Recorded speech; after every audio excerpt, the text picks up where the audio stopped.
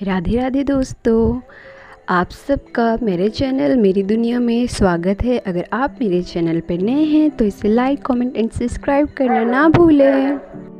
जैसा कि पिछली कक्षा में हमने पढ़ा था कि वर्ण की परिभाषा और उसके भेद, आज हम पढ़ेंगे व्यंजन की परिभाषा, उसके प्रकार और उसके उदाहरण।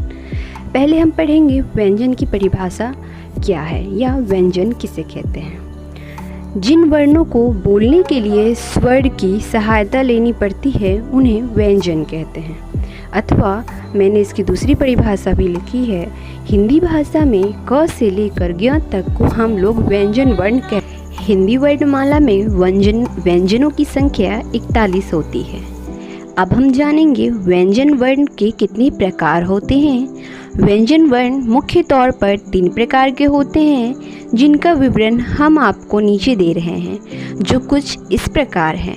पहला स्पर्श व्यंजन, दूसरा अंतस्थ व्यंजन, तीसरा ऊष्म व्यंजन। अब हम जानेंगे स्पर्श व्यंजन किसे कहते हैं।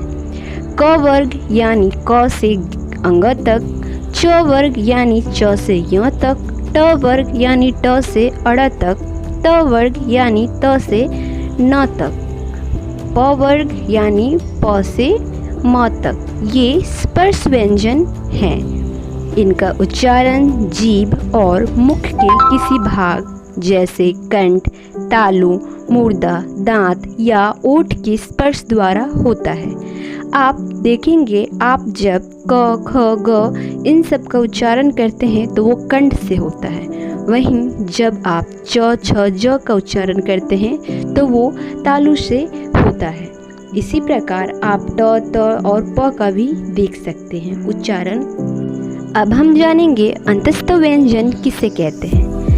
ऐसे वर्ण जिनको जीभ और ओठों के परस्पर सटने से बोला जाता है, लेकिन कहीं पर भी दोनों पूरी तरह से स्पर्श नहीं होते हैं, उसे हम अंतस्थ व्यंजन कहते हैं। उदाहरण के लिए य, र, ल, व अंतस्थ व्यंजन कहलाते हैं। अथवा मैंने अंतस्थ व्यंजन की दूसरी परिभाषा लिखी है, जिसे आप देख सकते हैं।